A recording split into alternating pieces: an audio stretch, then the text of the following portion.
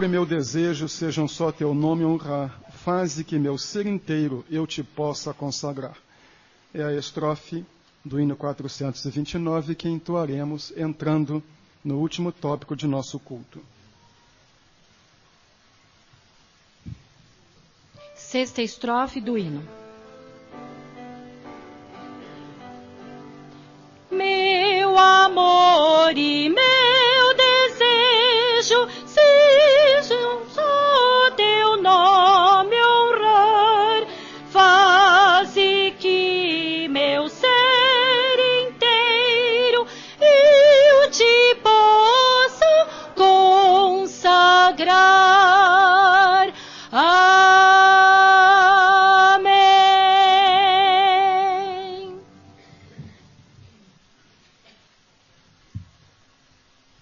Domingo passado, começamos uma série de mensagens sobre os milagres de Jesus, depois de termos feito uma sobre as parábolas de Jesus. Estamos seguindo o Evangelho de Mateus, e domingo nós vimos o primeiro dos milagres relatados pelo evangelista. Hoje à noite veremos o segundo, e agora pela manhã o terceiro. A inversão é por causa do assunto próprio para o momento. Então, o Evangelho de Mateus, capítulo 8, do versículo 14 ao versículo 17. Eu lhes peço que se coloquem em pé para a leitura do texto bíblico. Mateus 8, 14 a 17.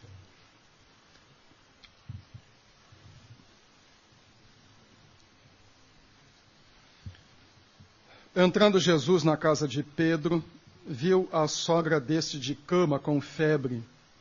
Tomando-a pela mão, a febre a deixou, e ela se levantou e começou a servi-lo. Queiram sentar-se, por favor.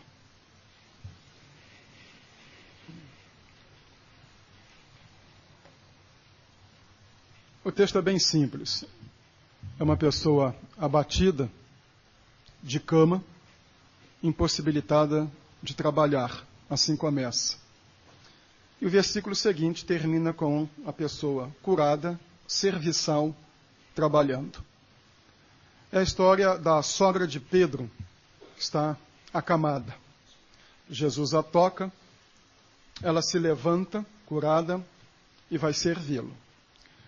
O episódio se passa na casa de Pedro. Se ele tem uma sogra, descobrimos que ele é casado. Só tem sogra os que são casados. Os que não são casados não têm o privilégio de ter sogra. Segundo Clemente de Alexandria, um dos primeiros líderes da igreja, já na segunda geração, Pedro e sua esposa foram martirizados. Foram mortos por ordem do Império Romano. Ela queimada e ele crucificado de ponta cabeça. Condenado a ser crucificado, ele pediu para ser crucificado de ponta cabeça porque não julgava a si próprio digno de receber o mesmo tipo de morte que o seu Senhor recebera. Podemos então saber que é um casal firme na fé. Mais algumas coisas vão nos ajudar a compreender o que se passa nessa estrutura do Evangelho de Mateus. O primeiro milagre, nós já vimos, era um homem leproso que estava à margem da vida. O segundo milagre que veremos hoje à noite, um criado que não podia servir, então estava à margem da sua utilidade. O terceiro milagre, que é este que vemos pela manhã, é uma dona de casa que também não pode servir, o que a coloca à margem da sua função. Logo, nos três primeiros milagres, Mateus vai mostrar como Jesus entra na vida de pessoas que estão à margem da vida, do processo de utilidade, de realização, e as traz para um nível de realização. O versículo 15, nesta expressão, começou a servi-lo, o servi-lo ou servir, o verbo é diaconar. De onde vem a palavra diácono? Que não é necessariamente a função remunerada, mas que passou a ter no conceito da igreja a ideia de um trabalho que era feito com satisfação, com carinho. Então a mulher tinha um trabalho que fazia com carinho, que era cuidar da casa. Ela estava à margem de algo que lhe dava prazer. Então Mateus já vai sinalizando para os judeus, destinatários do seu evangelho, a missão de Jesus é tirar da frustração, da nulidade, do impedimento para a realização. De tirar a pessoa de uma situação em que ela não pode ser útil para uma situação em que ela pode ser útil. Ao mesmo tempo, sinaliza para os judeus, ex-judeus, convertidos ao cristianismo. Vocês que foram tocados por Cristo, sirvam-no.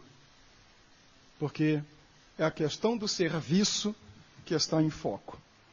O texto traz apenas 2 versículos, mas são 3 momentos. E são os 3 momentos que nós vamos analisar. A frustração, o toque de Cristo e o serviço a Cristo.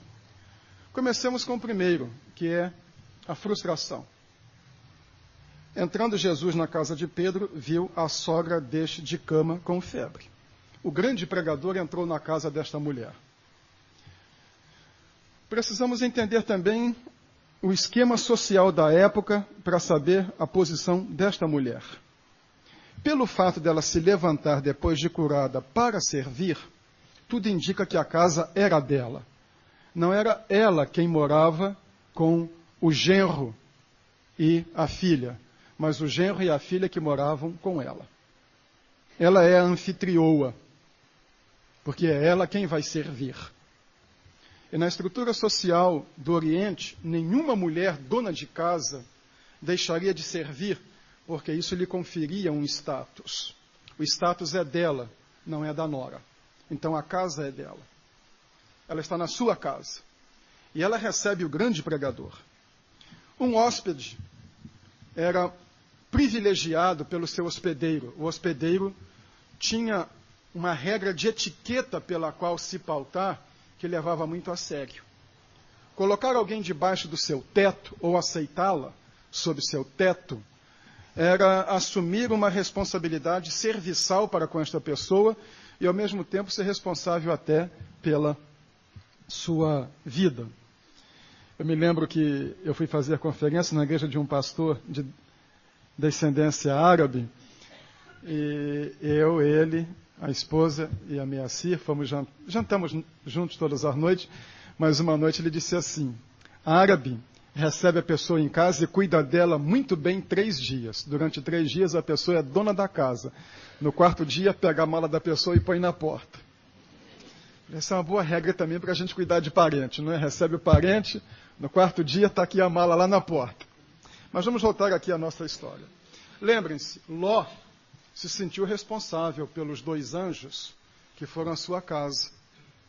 E quando os homens de Sodoma quiseram violentar os seus hóspedes, daí vem a palavra sodomia, a violência sexual, a brutalidade, ele disse assim: não façam isso, eu tenho 2 filhas, eu lhes ofereço as minhas filhas, mas poupem esses homens. Alguém diz assim: nossa, onde é que esse camarada está com a cabeça? Ele é um oriental e dentro da sua cultura, aqueles homens estão debaixo do seu teto. E ele até oferece as filhas. Lembrem-se de Raabe, ela é uma meretriz, mas ela recebe 2 espiões na sua casa, e ela esconde os espiões, e mente para proteger a vida dos espiões, porque o hospedeiro se responsabilizava pelo hóspede. Esta mulher é responsável por Jesus estar na sua casa, mas ela está de cama, ela está com febre. Febre não é doença. Febre é sintoma de uma disfunção do corpo. É prenúncio de que há problemas. É um alerta do corpo.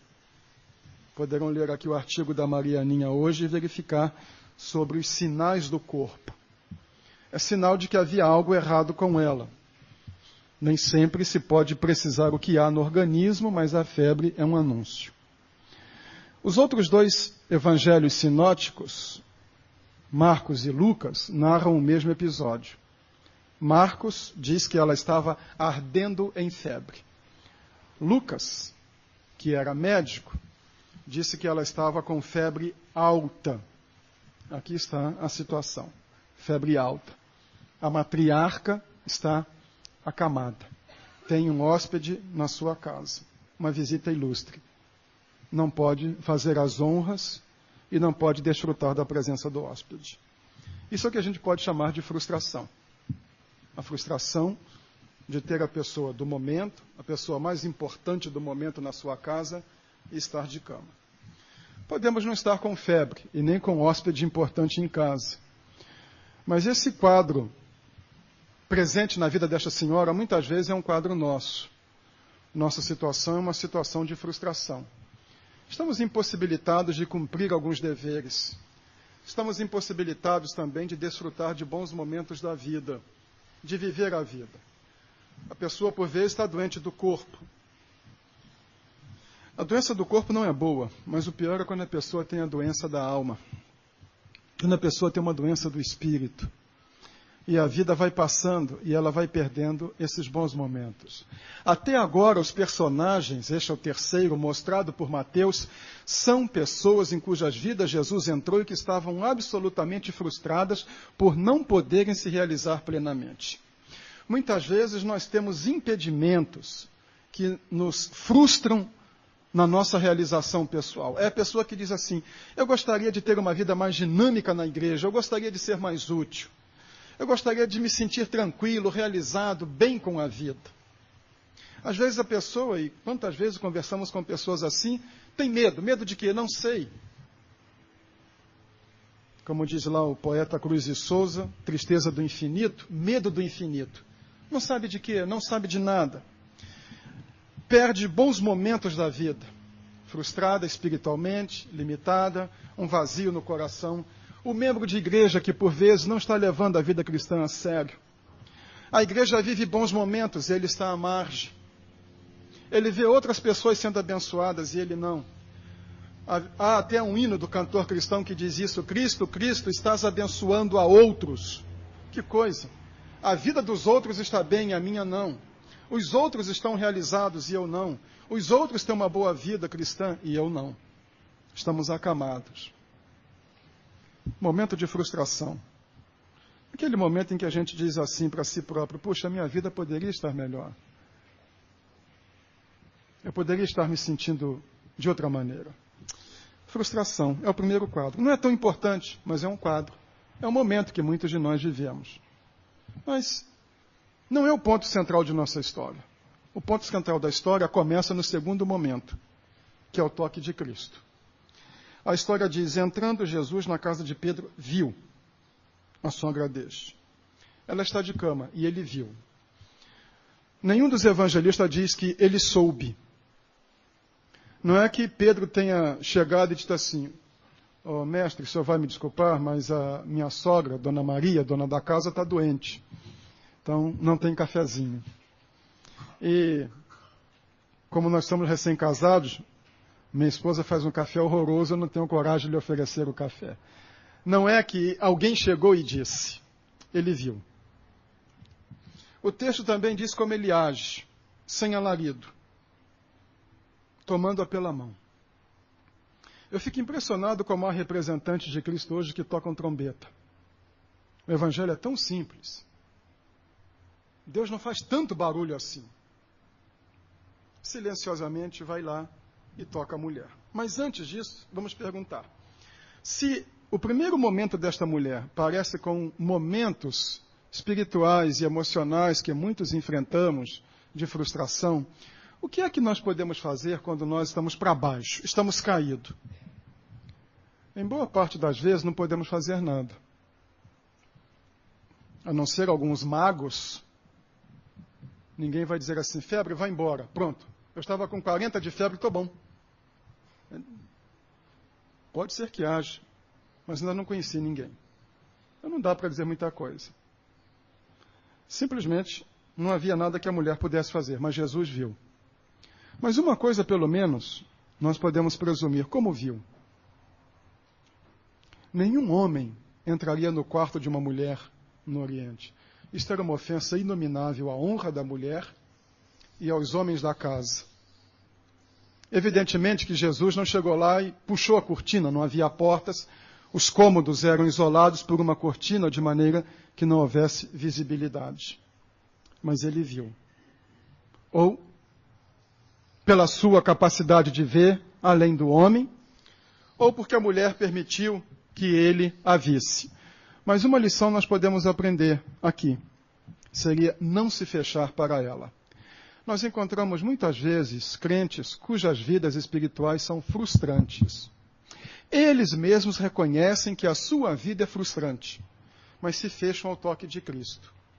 Está fraco espiritualmente, mas ele também foge de Deus, foge de Jesus, foge do culto.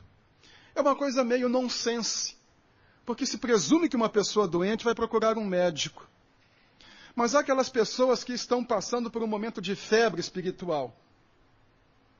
Não é propriamente a doença, mas sintoma de que alguma coisa está errada lá dentro. E em vez de procurar o toque do médico, elas fogem. Gente trancada para a graça de Deus. Gente que está distante e continua distante. Sem ler a Bíblia, sem orar, vir à igreja é um fardo. Qualquer evento fora da igreja é um pretexto. Vai haver uma corrida de bicicleta lá na Lapônia. Então vai haver hoje, na hora do culto, o grande teste de corrida para ver quem larga em primeiro lugar na corrida de bicicleta na Lapônia. Então vamos ficar para ver, né? É um pretexto. Isso é uma febre, sem indício de que alguma coisa está errada. Quando um membro de igreja não tem um coração na obra de Deus, não tem prazer no culto, não tem prazer nas realidades espirituais, alguma coisa está errada. Isso é tão óbvio. Isso é claro. Para uma pessoa que tem mesmo uma experiência com Cristo, não há lugar melhor do que a igreja. Não há momento melhor do que o momento do culto. E quando a pessoa começa a achar pretextos, está com febre. Ela precisa desse toque de Cristo. Se ela se fecha, ele pode tocar onde a pessoa estiver. Mas que se torna mais problemático, se torna.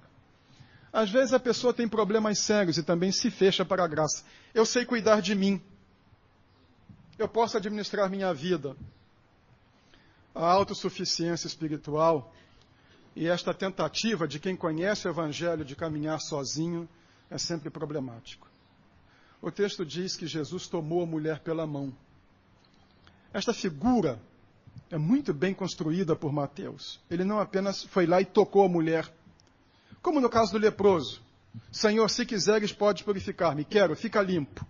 Mas ele toma a mulher pela mão. Mateus não detalha muito, mas o fato é que ele foi ao quarto, pegou a mulher pela mão e a tirou de lá. Mateus mostra muito bem a obra de Jesus. Ele vai onde nós estamos, nas nossas fraquezas, nas nossas derrotas, nas nossas enfermidades espirituais, nos toma pela mão e nos tira de lá. Mateus mostra como ele conduz as pessoas de fora da limitação para a sua área de serviço. Se você espiritualmente está febril, fraco, abatido, puxa a cortina. Deixe que Jesus o veja. Deixe que ele ponha a mão em você. Deixe que ele o tire da cama e o traga para outro lugar. Quando preguei neste texto no Evangelho de Marcos, esse não é aquele sermão, o episódio é o mesmo. Mas no sermão que preguei neste texto, quando preguei no Evangelho de Marcos, dei o título de da cama para a cozinha.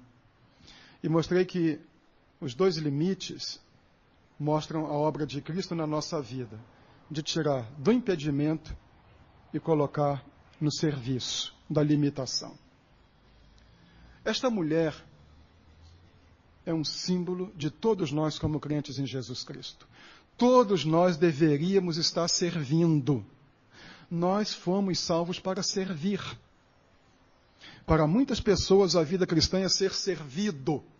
Quando nós não estamos servindo, nós estamos enfermos.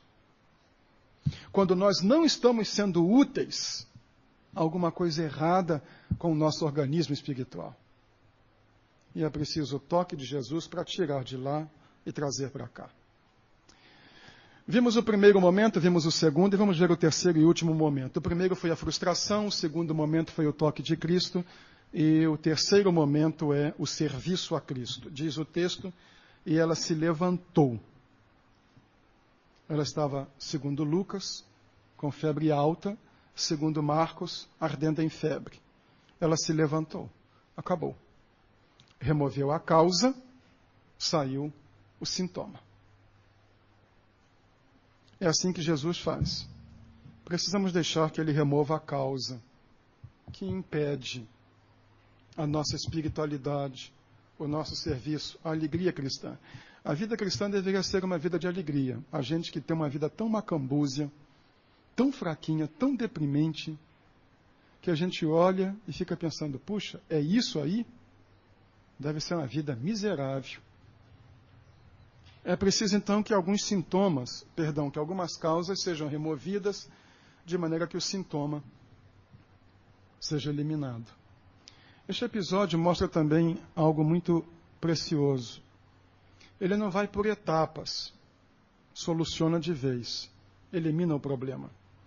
Mas o que mais me chamou a atenção, depois que a mulher se levanta, é a expressão que Mateus coloca. Começou a servi-lo. Mateus não diz, foi servi-lo, mas começou a servi-lo. Porque o serviço a Cristo não tem fim. Não é servir um momento e depois parar. Na vida social e na vida profissional, há aposentados. Na vida cristã, não há aposentados. Nós deveríamos servir até a morte. E depois da morte, vamos servi-lo no céu. Mas não diz Mateus que ela foi servi-lo. Depois tem de cuidar de outras coisas. Mas começou. O que Mateus quer dizer com isto? Será que esta mulher se juntou àquele grupo de mulheres depois que acompanhava Jesus? Porque a gente lê e vê Jesus andando com aquele grupo de homens. Quem é que cuidava deles? Quem é que fazia comida? Quem é que lavava as roupas? Homem é um desastre para cuidar da casa e da sua própria vida. Quem é que fazia essas coisas? Numa sociedade machista como aquela, esses homens morreriam de fome. Então nós lemos que havia um grupo de mulheres, e algumas são citadas, Susana, etc., que acompanhavam Jesus e o seu grupo. Será que o serviço dela começou aqui? Não sei, mas a expressão serve para nós. Começou a servi-lo. O serviço a Cristo tem começo, mas nunca tem fim. Quando uma pessoa experimenta o toque de Cristo, ela assume a responsabilidade de servir a Cristo. Eu não consigo entender pessoas que dizem que foram salvas, que provaram a graça de Deus, que Jesus fez diferença na sua vida e que não se engajam na obra de Deus e não querem ser úteis. Isso para mim é tão claro. Eu era um garoto de 14 anos quando conheci o Evangelho. Fui batizado no dia em que fiz 15. Então eu entendi que eu precisava fazer ou ser alguma coisa no Evangelho. E às vezes a gente vê pessoas que tiveram uma experiência da graça de Deus tão profunda, porque um garoto de 14 não tem tantas mudanças para Deus fazer. Mas a pessoa que estava lá embaixo com uma vida num estilo completamente destroçado, a graça de Deus entrou, transformou por completo, e a pessoa diz que maravilha, e pronto. Mas não brota este sentimento de gratidão, não brota o sentimento de serviço. Um dos problemas sérios da Igreja de Cristo, em geral, e desculpem, mas eu tenho que dizer, porque pastor não é apenas para dizer coisas boas, e muito forte na Igreja do Cambuí, em particular, é a ausência de compromisso. De pessoas que digam, isto é para eu fazer. Não é para o meu irmão, não é para o pastor. É para eu fazer. Eu me lembro de uma igreja que eu fui pastor, que um dia eu estou no púlpito, a pessoa veio e sentou do meu lado e disse assim, pastor, acabou o papel higiênico do banheiro. Eu falei, o que eu tenho a ver com isso? E daí? Isso é tarefa para o pastor? Irmãos, eu tenho que parar aqui o sermão que acabou o papel higiênico do banheiro. Eu não estou pedindo a ninguém para ficar fiscalizando o papel higiênico de banheiro. Não é isso, entendam bem. Mas é a ideia de muita gente. O pastor é pago para isso, ele que faz. Fulano que é o líder, ele que faz. Mas essa não é a visão. A mulher não era um dos apóstolos. Acho que é apostolesa, não é? Ele assim, o feminino. É difícil porque nunca houve uma. Mas ela era uma dona de casa. Mas tinha alguma coisa para fazer. Cada pessoa que experimentou o toque de Cristo deve se fazer essa pergunta: o que há para eu fazer? Eu me lembro de uma pessoa que um dia disse: eu quero pedir minha carta para a igreja do Cambuí, mas eu quero saber o que é que tem para eu fazer lá? Eu disse: não é essa a pergunta, o que é que tem para eu fazer lá? A pergunta é: o que é que você quer fazer? Qual é o seu ministério? Um dia o Daniel chegou para mim e disse: pastor, eu tenho uma academia de ginástica, eu estou fazendo mestrado em ginástica de terceira idade, eu queria começar um projeto com as pessoas de terceira idade na igreja. Que maravilha! Eu quero ser útil, é algo que eu posso fazer. Mais tarde, ele teve de deixar, Mariana pegou. Mas é isso, essa é minha área. Às vezes nós olhamos, eu quero um cargo, eu quero uma função. E tem gente que briga, por que fica fulano a vida inteira lá? Por que o Adalto fica a vida inteira como primeiro vice-presidente? Porque a igreja vê valor nele. Porque confia nele. Porque sabe que é uma pessoa íntegra. Por que fica a Hortência? Porque a Hortência é gente fina. Quando eu furo, o que acontece quase toda semana, na semana que eu não estou aqui, eu não furo, a Hortência corrige. Mas existe uma diferença entre ter cargo e ser útil. Entre aparecer e o que é que eu faço. A mulher não foi fazer uma coisa na igreja, a mulher foi fazer algo na sua esfera de ação. Você já pensou o que é que você pode fazer para Cristo na sua esfera de ação? Já pensou?